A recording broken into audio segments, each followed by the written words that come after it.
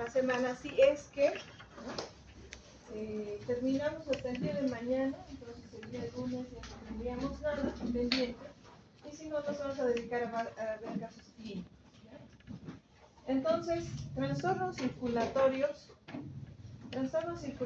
es una alteración, ustedes ya saben, hemodinámica, ¿no?, del sistema cardiovascular, donde vamos a ver trastornos que pueden ser locales o que pueden ser sistémicos, ¿no?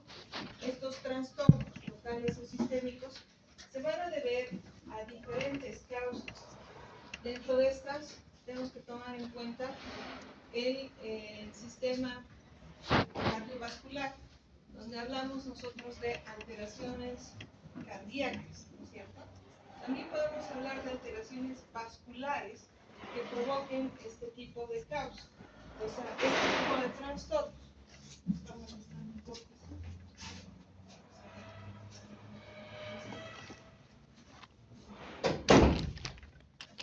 Entonces, esta alteración circulatoria puede ser local o puede ser sistémica, ¿no?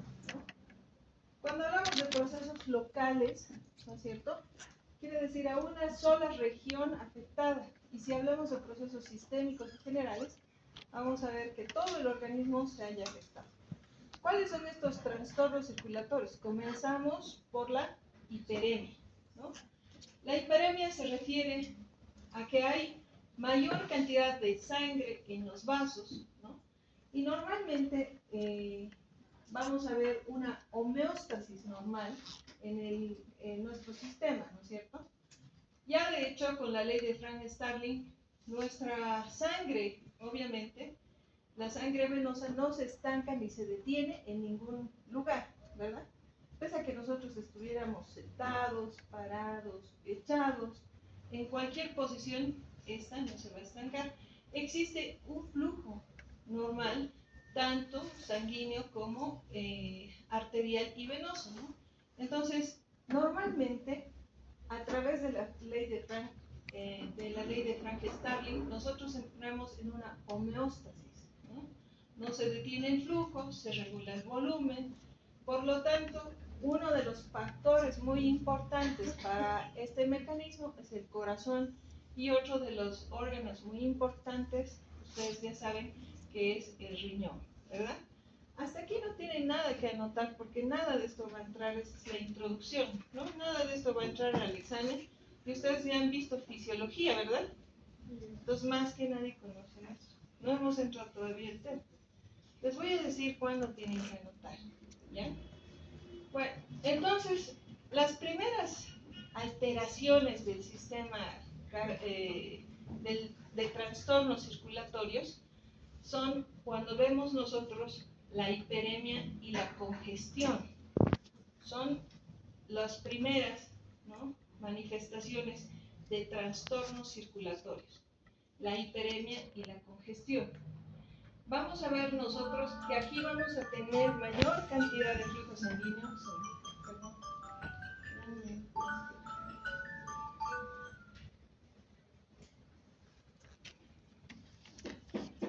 Aquí hay un aumento de mayor cantidad de sangre, los vasos están dilatados, ¿no?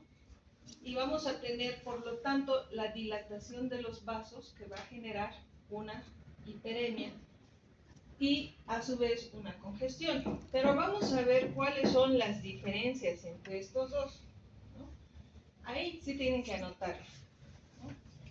Si bien el aumento del flujo sanguíneo sucede en ambas, ¿no?, en ambos procesos, vamos a ver cuál es la diferencia entre hiperemia y congestión.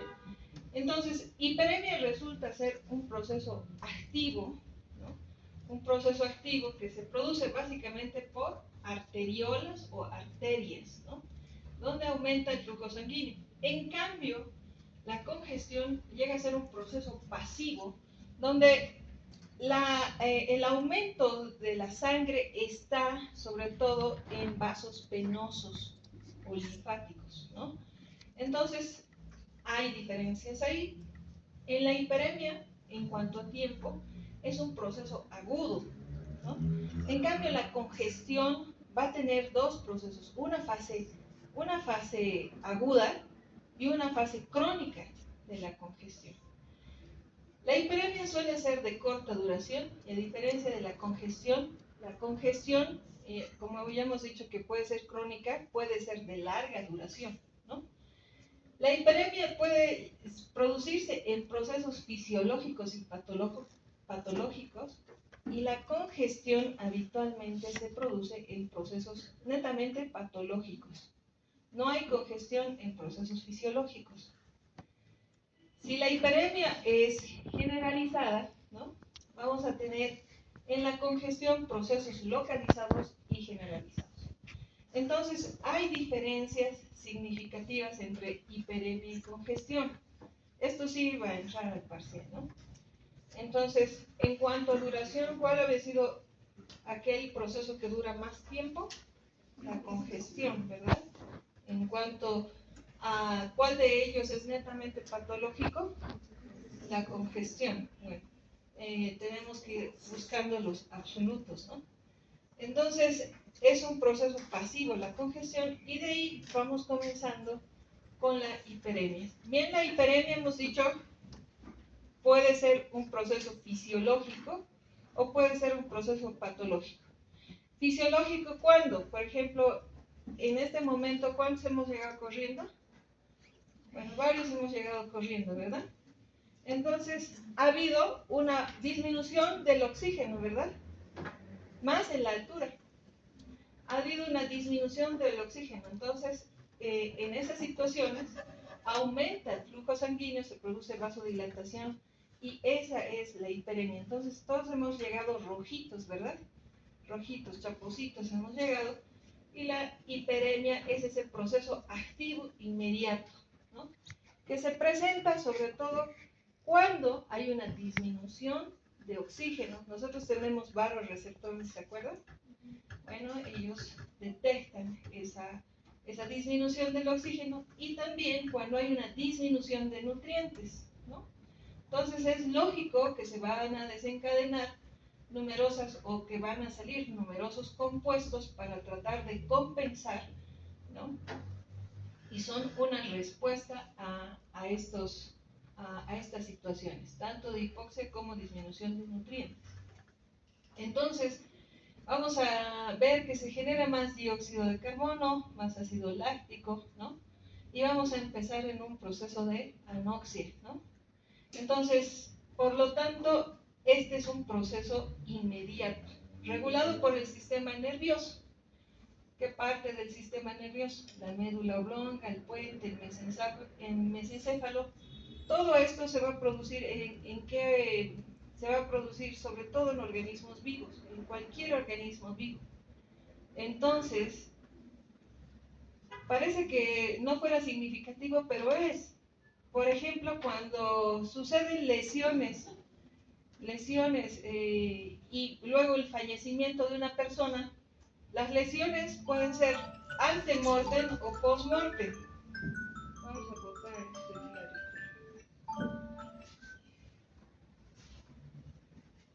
Entonces, las lesiones pueden ser post-mortem o ante-mortem. Si sería una lesión post-mortem, por ejemplo, que nosotros estamos sospechando que haya un hematoma o una equimosis, entonces si fuera una lesión post-mortem, histológicamente no veríamos sangre en los vasos sanguíneos, ¿no? En cambio, si la lesión fuera pre-mortem, siempre vamos a ver sangre en los vasos sanguíneos. Entonces, la hiperemia puede suceder sobre todo en organismos vivos que estén agónicos, ¿no? En esos momentos cruciales. Porque a veces los forenses no pueden decidir si algunas lesiones son pre-mortem o post-mortem. Entonces, desde ver que una lesión esté roja, quiere decir que ha habido acúmulo de sangre y ese proceso ha sido activo. Ese proceso ha sido en organismo vivo, ¿no? Es una lesión ante-mortem. Bueno, las hiperemias patológicas, es decir, esa sangre aumentada con esa vasodilatación, las hiperemias patológicas se presentan en procesos inflamatorios, Si nosotros ahorita nos tomamos un café muy caliente, ¿qué pasará con la lengua? Básicamente cambiará de color, ¿no? Nos vamos a quemar, la sensación de dolor, y ya comienza un proceso inflamatorio, ¿no? Entonces, la hiperemia patológica se debe a procesos inflamatorios. Hemos visto entonces hasta aquí hiperemia tanto fisiológica como patológica. ¿Está entendido? La hiperemia fisiológica puede suceder en el transcurso de hacer deporte, ¿no es cierto? Hacemos deporte y nos ponemos rojos. Y la hiperemia patológica en procesos inflamatorios, ¿sí? Cuando hablamos de la congestión, hemos dicho que es un proceso que afecta sobre todo a los vasos de la circulación venosa, a diferencia del anterior, ¿no? Entonces, ¿qué pasa con la circulación venosa? Si no retorna al corazón, puede ser que haya una alteración en el flujo, ¿verdad? Una obstrucción, ¿no? Una insuficiencia, nuestros vasos no son suficientes para poder mandar nuevamente el retorno venoso a nuestro corazón. Entonces, a este proceso, donde hay una dilatación de los vasos venosos o una alteración de la circulación venosa de retorno, se denomina congestión pasiva o congestión venosa, ¿ya?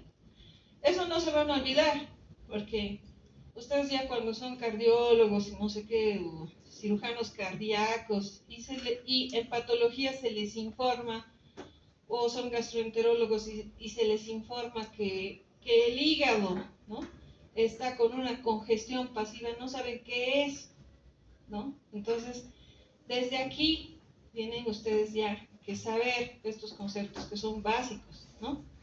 Entonces, si decimos una congestión pasiva, inmediatamente decimos obstrucción del flujo venoso, ¿no? Eso es en congestión. La congestión puede ser local y vamos a ver varios tipos de congestión. La congestión puede ser local, sobre todo cuando aplicamos, ¿no?, procesos compresivos. Hay gente que hasta ahora realiza torniquetes, ¿no? Pero algunas veces esos torniquetes son tan intensos, tan duros, que además de salvar la vida del paciente también producen amputación de miembros, ¿no? Entonces a veces los torniquetes son contraproducentes. En este momento, si nosotros apretamos nuestra muñeca, básicamente vamos a ver la dilatación de nuestros vasos venosos, ¿no? Lo mismo va a pasar en otras estructuras, como por ejemplo en el vólvulo, ¿no? Vólvulo se dice a la torsión de los vasos mesentéricos. Todo el intestino rota sobre su propio eje y entonces la sangre se acumula en ese lugar, ¿no? Prolapso del recto o del útero. ¿Qué quiere decir prolapso? La salida o el descenso del útero, ¿no?, de las estructuras.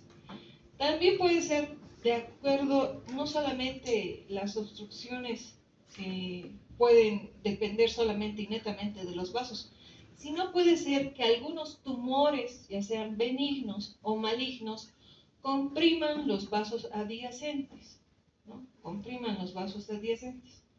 Uno de estos vasos que sufre mucho, por ejemplo, son la vena porta, ¿no?, la vena porta y la cava inferior.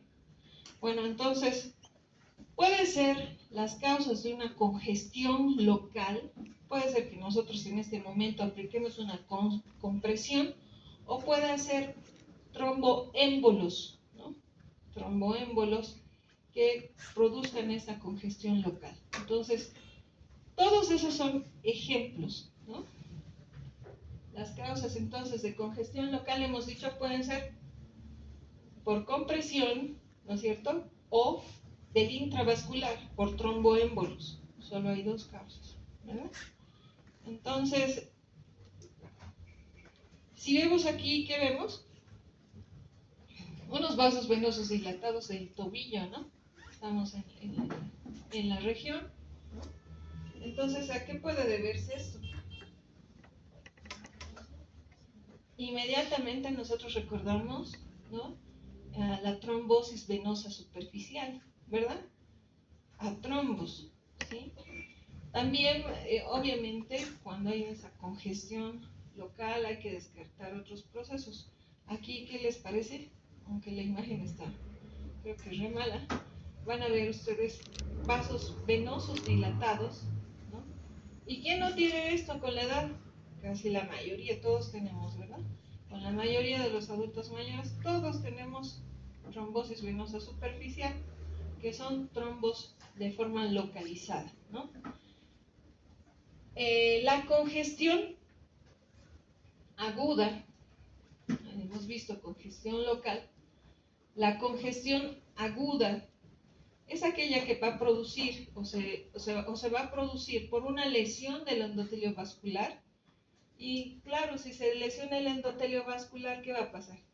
Va a haber hemorragia, va a haber edema, ¿verdad? Entonces, la congestión aguda es un proceso en el cual nosotros microscópicamente y macroscópicamente vamos a ver hemorragia y edema, nada más. No hay células muertas, aquí no hay nada de eso. Solo vamos a ver hemorragia y edema, ¿no? En una congestión aguda por obstrucción de vasos venosos. Entonces, ¿cómo comienza, ¿no? esta obstrucción? Si tenemos ¿qué se llama? Un vólvulo y se obstruyen, ¿no? Los vasos mesentéricos, entonces los vasos venosos van a comenzar con una isquemia. La isquemia pues va a generar este edema y esta hemorragia, una congestión aguda. Pero si pasara el tiempo, se va a volver en una congestión crónica, ¿no? Otro tipo de congestión vemos en la congestión general, ¿no? Es una congestión que sucede en todo el organismo, ¿no? O en la mayor parte de los vasos, porque obviamente no hay un adecuado retorno venoso hacia el corazón. Entonces, ¿cuál es el problema para que suceda esta congestión general afectando varios órganos? El problema estará pues en el corazón, ¿verdad? En el corazón. Y a veces no entienden cuando se le dice que es una congestión histológicamente, ¿no? No entienden que lo que hay que descartar es un problema cardíaco, ¿no? Es un problema cardíaco porque obviamente los problemas cardíacos van a dar repercusión en el resto del organismo. Entonces, en la congestión vascular va a verse sobre todo los vasos venosos afectados. El problema va a ser cardíaco o pulmonar, aquí, ¿no? Pero mencionamos uno de los problemas más latentes, que es el problema cardíaco. En segundo lugar estaría el problema pulmonar. Entonces, los problemas cardíacos, sobre todo las lesiones valvulares, las patologías congénitas de las válvulas, las patologías del miocardio, ¿no?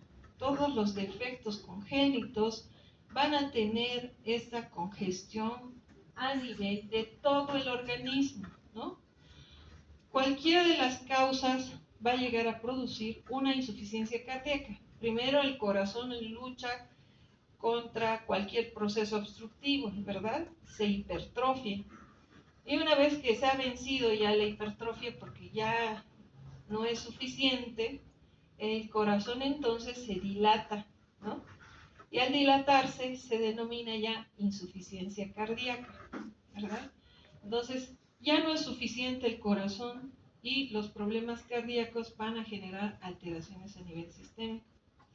Entonces, cuando hablamos de problemas del corazón del lado derecho, sobre todo tomamos en cuenta la alteración de la válvula tricúspide, porque la válvula tricúspide es la que más se afecta, ¿no? Por cualquier patología. Entonces, la válvula tricúspide es una de las que puede sufrir tanto insuficiencia, o sea, válvulas muy débiles, ¿no? Muy laxas, que no se cierren suficientemente, o la estenosis, que son válvulas que están completamente cerradas, ¿no? Entonces, seguimos hablando de los problemas del corazón en esta congestión general, ¿no? Los problemas del lado izquierdo, obviamente, no dejan de resaltar que al mismo tiempo se ven afectadas tanto la mitral como la aorta, y podemos observar también casos en los que la causa de la congestión general sea una congestión que se deba a una patología pulmonar, ¿no? Entonces ahí en la patología pulmonar vamos a ver como consecuencia que existe un derrame pericárdico que no se resuelve, ¿no? Un edema en la cavidad torácica que no se resuelve, ¿no? Y los vasos venosos pulmonares se encuentran dilatados. La última forma de congestión son la congestión pasiva crónica. En la congestión pasiva crónica, que es la representación final de una insuficiencia cardíaca, lo que vamos a observar es la presencia de macrófagos, ¿no? Macrófagos que están conteniendo o que fagocitan hemosiderina, ¿no? De la hemorragia previa, ¿no es cierto? Primero hay una hemorragia, luego vienen los macrófagos, se comen toda esa hemorragia y la hemosiderina se queda como pigmento café en los macrófagos, y a estas se denominan células de la insuficiencia cardíaca. Si nosotros vemos esto en una biopsia pulmonar, ¿no? En una biopsia pulmonar decimos son células de la insuficiencia cardíaca. Por lo tanto, lo que tienen que buscar, ¿no? ¿Cuál es la causa de la insuficiencia cardíaca? Y puede ser la causa, ya hemos visto, que puede ser cavidades izquierdas o derechas, alteraciones valvulares, o puede ser alguna patología del miocardio, como las miocarditis. Secundaria a, ustedes han visto el COVID, ¿verdad? Algunos pacientes han desarrollado insuficiencia cardíaca, ¿no? Han desarrollado insuficiencia cardíaca, que básicamente es una insuficiencia de tipo por causa viral, por una miocarditis viral, ¿no? Aquí que estamos viendo, lo que estamos viendo periféricamente es un alveolo pulmonar, y dentro estamos viendo los macrófagos, ¿no? Cargados de la hemosiderina. Entonces, esta es una congestión pasiva crónica, ¿no? De una insuficiencia cardíaca. ¿Cómo las vamos a describir?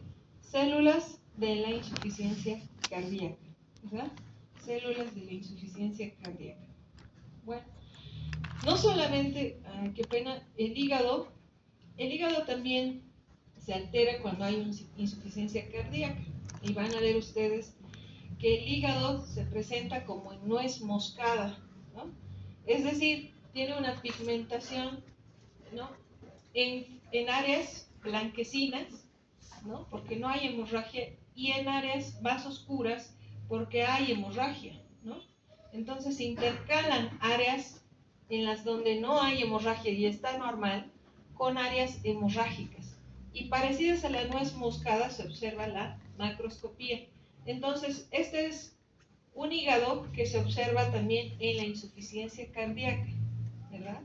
Este es un hígado que se va a observar en la insuficiencia cardíaca, y a veces estas congestiones pasivas crónicas llegan a desarrollar fibrosis del hígado. Entonces, en primera instancia, en el hígado, si vemos hemorragia, es una biopsia, aspiración por aguja fina, ¿no? Y si ven, esta es una biopsia muy pequeña, aspirada con una aguja como de jeringa, ¿verdad? Se obtenía un tejido cilíndrico del hígado, y lo que estamos viendo aquí es hemorragia. Entonces, ¿será una congestión aguda o crónica? ¿Qué creen que es? Aguda, porque la aguda, ¿qué hemos dicho? Solo tiene hemorragia y edema, ¿verdad? La congestión es sinusal y es aguda, ustedes ya han hecho el diagnóstico. Muy bien. Pero las congestiones pasivas crónicas pueden continuarse con un proceso de fibrosis, sobre todo en el hígado, ¿no? La fibrosis, en este caso, centrolobulillar, ese es un tricrómico, donde se está observando la fibrosis con azul, ¿no? Y aquí se ve una fibrosis centrolobulillar y fibrosis sinusoidal, además, ¿no? Eso sucede, esas fibrosis, en una congestión pasiva crónica de larga data, ¿no? que ha afectado el hígado. En una congestión pasiva crónica también se acompaña de atrofia de los hepatocitos o necrosis de los hepatocitos, ¿no? Veíamos en el hígado en nuez moscada. En el hígado en nuez moscada vamos a ver también necrosis centrolobular, ¿ya? Entonces, todos estos cambios de atrofia y necrosis centrolobular suceden en una congestión pasiva crónica. Esto ya no es agudo, esto es crónico, porque agudo solo era hiperemia, ¿verdad? En crónico ya hay muerte celular, hay atrofia celular, hay fibrosis y lo demás. Entonces, todos esos procesos que afecten al corazón, como las miocarditis, ¿no?, van a provocar esta falla de las células miocárdicas, produciendo una sobrecarga del corazón. Hay algunos procesos patológicos que son extrínsecos al corazón. Si bien hemos visto que el corazón era la causa de esta congestión pasiva, ¿no?, hay algunos procesos que son extrínsecos al corazón y son adyacentes al corazón, como todo lo que sucede a nivel del pericardio, ¿no ve?, y del mediastino. Por ejemplo, si hubiera una patología pericárdica, como los granulomas tuberculosos en pericardio que van a ver en una de las prácticas, esto es extrínseco al corazón, ¿verdad? Entonces va a comprimir el corazón y obviamente se va a generar una congestión pasiva. Los tumores, los abscesos de mediastino o los que sucedan en el pericardio, como traumatismos, hemorragias, ¿no?, en el pericardio, van a comprimir el corazón y se va a generar una congestión pasiva, ¿no? Los defectos cardíacos, hay un montón, ¿no?, de alteraciones cardíacas. No es necesario que esto copien, ¿verdad? Basta con los títulos. Hay defectos congénitos que van a provocar la alteración del flujo sanguíneo como tal. La persistencia del conducto arterioso, podemos mencionar los defectos septales, que van a producir insuficiencias cardíacas. En la alteración pulmonar ya habíamos mencionado que cualquier proceso pulmonar puede generar congestión, ¿no? Por ejemplo, las neumonías. En nuestro medio las neumonías son muy frecuentes, sobre todo en los niños y en los de la tercera edad. Las neumonías, pero no estamos lejos nosotros también de desarrollar una neumonía, ¿no? Cuando los procesos inflamatorios neumónicos no se resuelven a tiempo y estos se cronifican, llegan a alterar ¿qué parte del corazón? Las cavidades derechas, ¿no? Y pueden llegar a producir una insuficiencia cardíaca derecha, falla en las cavidades cardíacas derechas. Entonces, cualquier proceso pulmonar que no se resuelva. Entonces, ¿qué tenemos que hacer nosotros para resolver esa congestión pasiva o la obstrucción venosa? ¿Qué podemos hacer nosotros? Buscar la causa, ¿verdad? Puede ser cardíaca, pulmonar. Y vamos a ver también algunos trastornos, como por ejemplo, a nivel de la altura, ¿no? A nivel de la altura sucede un trastorno vascular, generando esta congestión, sobre todo que afecta ¿a qué órgano? Al pulmón, ¿verdad? Afecta al pulmón, puede producir primero un edema pulmonar con una congestión, ¿no?, y luego afectar el ventrículo derecho, generando una hipertrofia. Entonces, el mal de altura, ¿no es cierto?, el soroxi que decimos nosotros, cuando bajamos, ¿no?, al llano y volvemos a subir, nos puede dar este tipo de proceso vascular que si no se resuelve frente a la hipoxia, ¿qué tenemos que hacer entonces a ese paciente para resolver ese problema? ¿Qué se hace con el soroxi o el mal de altura?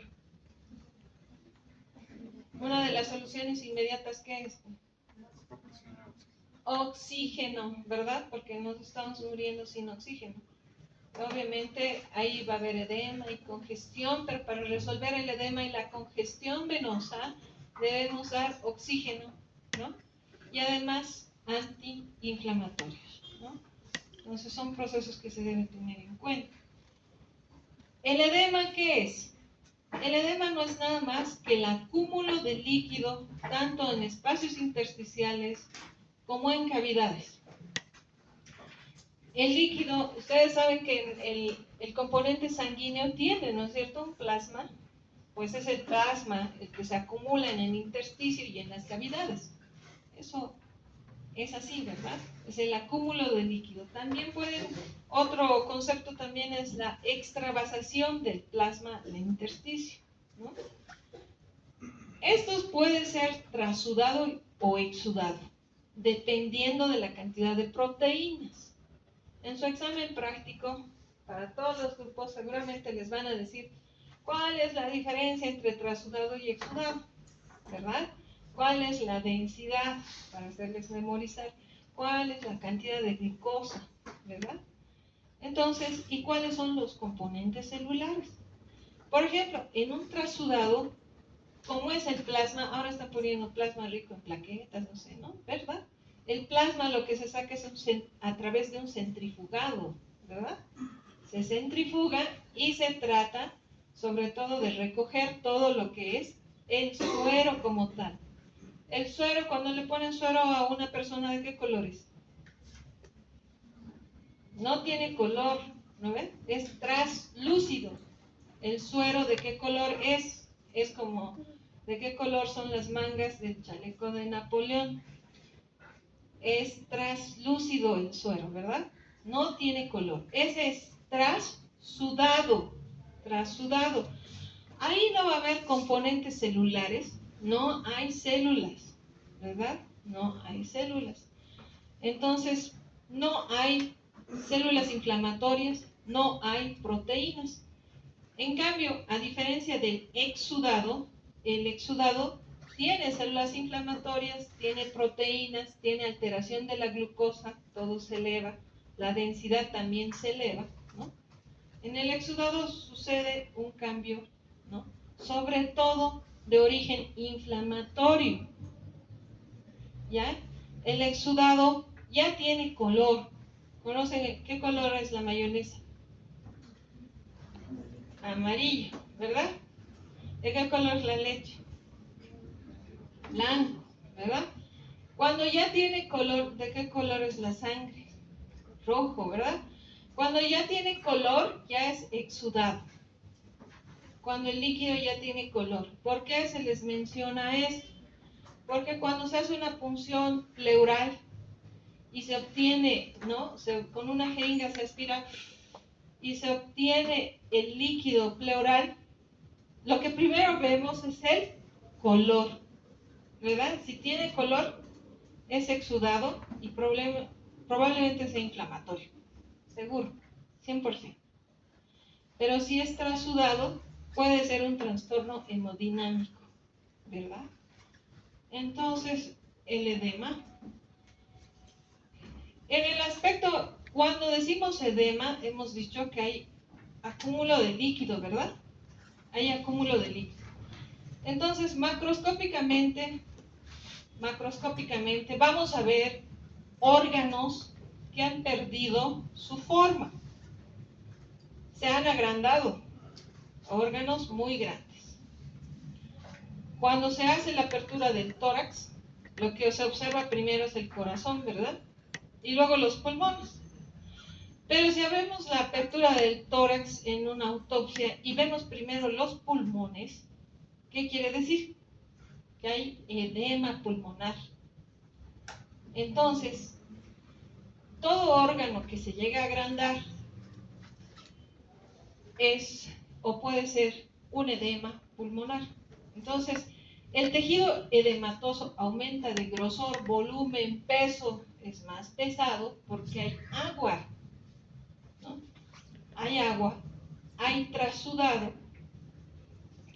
Y el edema pulmonar, por ejemplo, microscópicamente, van a ver, ¿cómo está, doctor? Buen día.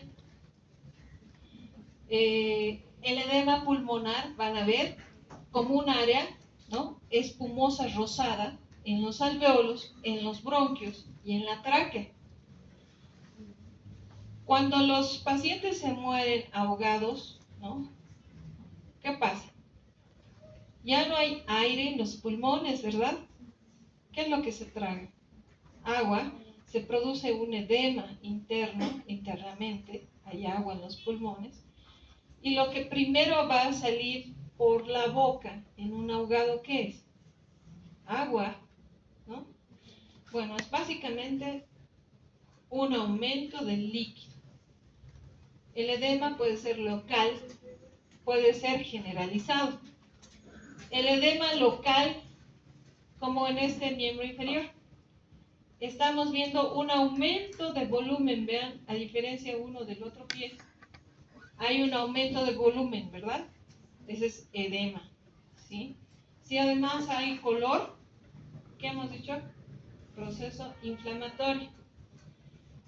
Por ejemplo, en una neumonía vamos a ver una fase exudativa, donde el proceso neumónico no va a generar un edema, sino va a generar un proceso inflamatorio, donde el líquido no es translúcido, sino es purulento. ¿Ya? Aquí vamos a ver un edema cerebral, donde no estamos viendo, normalmente, ¿qué tenemos que ver? Circunvoluciones muy marcadas, ¿verdad? Pero si vemos periféricamente aquí, en esta resonancia, vamos a ver que es planas, no hay circulación, no hay circunvolución, perdón. No hay circunvolución y los lóbulos son lisos, edema cerebral. Microscópicamente, ¿qué vamos a ver? Microscópicamente, el material que vamos a observar es un material rosado, de color rosado, tanto en el intersticio, ¿no?, en el perivascular o dentro de los alvéolos, ¿no? Dentro de los alvéolos también vamos a ver ese material rosado, ¿sí? Entonces, microscópicamente vamos a ver un material rosado. El edema es ese aumento del intersticio, ¿no?, por ese depósito de líquido, ¿sí? Entonces, material eosinofílico vamos a ver. Clínicamente, ¿cómo hacemos el diagnóstico de edema si es periférico? Con un signo que se llama el signo de Godet, Godet positivo, ¿no? Cuando apretamos con el dedo y se queda impreso nuestro dedo y hundida esa área, eso es signo de Godet positivo, ¿no?, que hace recuerdo al edema. Entonces luego les van a decir, ¿pero qué edema es? ¿Es edema blanco, edema rojo, no? Porque hay varios colores en relación al edema, ¿verdad? Entonces, esta imagen, por ejemplo, este es un globo ocular, aquí hay hiperemia, pero hay salida de un líquido con color amarillento. ¿Qué será? ¿Exudado o trasudado? Exudado. Exudado. Este líquido que han obtenido del abdomen, vean, ese color es, ¿qué color es este? Medio blanquecino, ¿no? ¿Qué será? ¿Exudado o trasudado? Exudado. Entonces, es así como en la clínica ustedes vamos a ver. ¿Cuáles serían las causas que originarían el edema? El edema se va a producir sobre todo porque hay una alteración, ¿no?, hidroelectrolítica, tanto de los líquidos y de los componentes pueden estar alterados. Tal vez pueda ser también que la lesión vascular produzca un edema, ¿verdad? Si en este momento nos gasifican en esta aula, el gas es tóxico, ¿verdad? Nosotros aspiramos e inmediatamente en nuestros pulmones lo que va a suceder es la primera fase de la inflamación con la presencia de un edema. ¿De qué vamos a morir? De edema pulmonar, ¿no? Entonces, bueno, hay distintos factores. ¿Por qué morimos de edema pulmonar? ¿Cuál sería el mecanismo? ¿Será que afecta a nuestro corazón? No. Directamente afecta, ¿no? La gasificación, esos procesos, esos gases tóxicos, provoca daños en el endotelio vascular del pulmón. Directamente afecta a los vasos pulmonares. Entonces lesiona los vasos pulmonares y se produce la salida de líquido.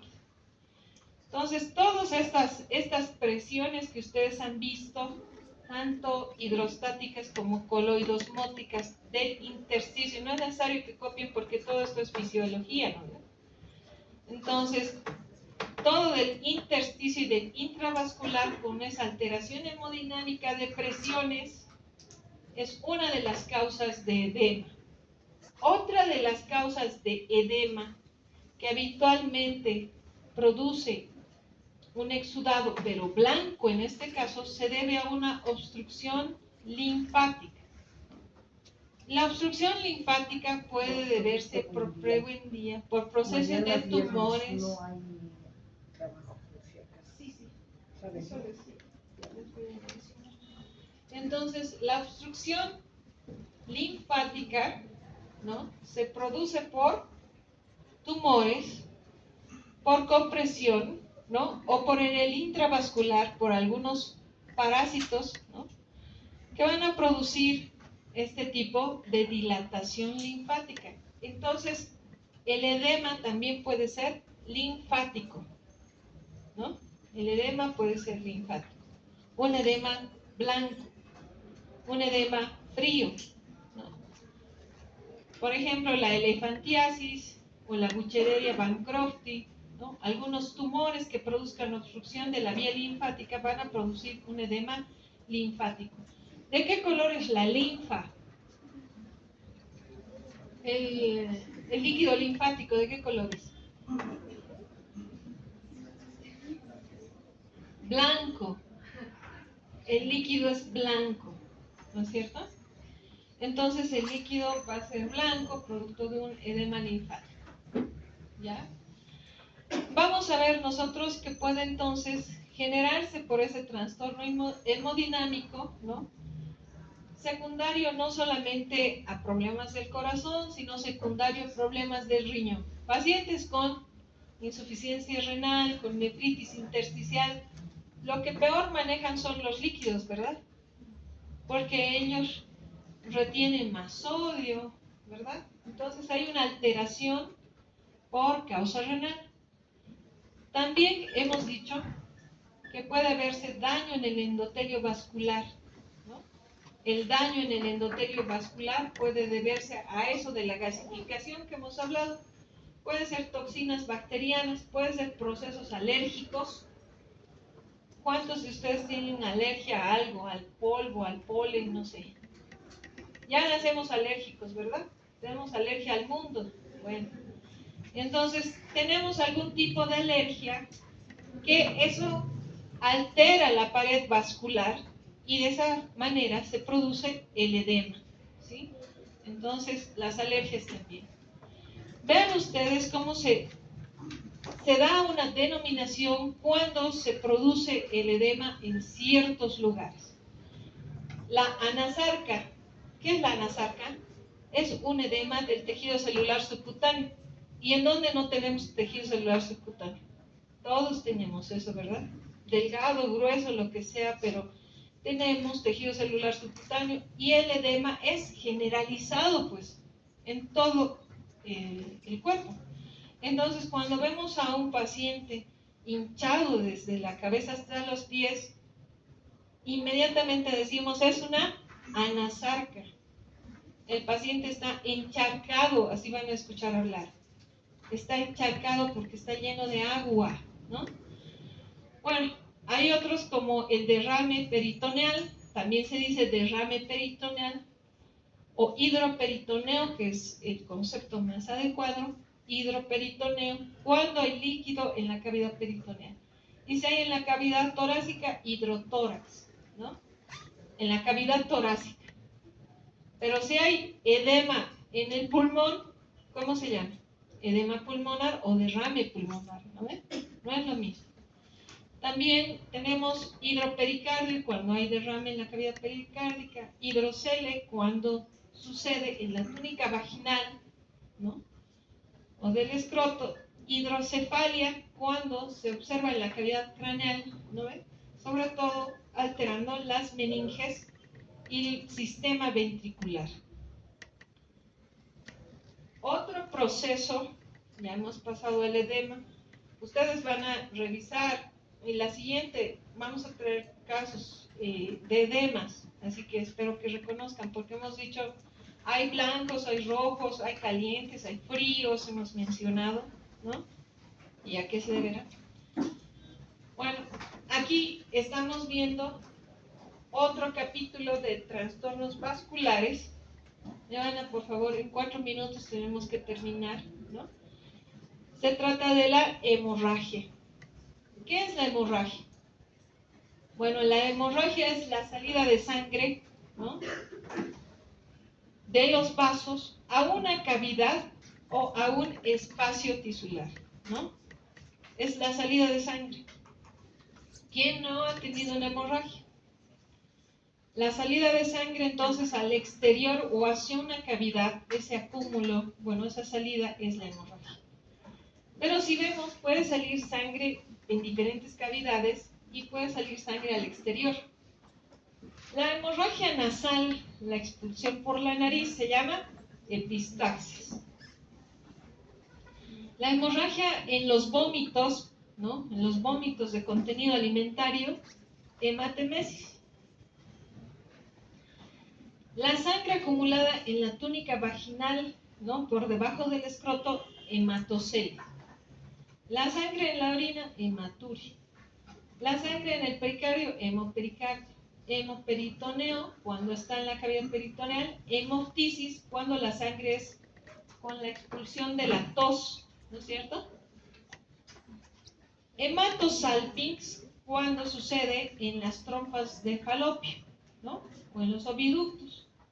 Hemotórax, en una cavidad torácica. Finalmente, vamos a ver hiperemia, hipema, cuando sucede una hemorragia en el globo ocular, se llama hipema. Metrorragia, cuando la salida de sangre es a través del útero. Y púrpura hemorrágica, cuando sucede en la piel o en las mucosas, pequeñas hemorragias en la superficie, ¿no? Bueno, hasta aquí nos vamos a quedar. El día de mañana concluimos el tema. Ustedes pueden pasar tranquilamente a sus clases.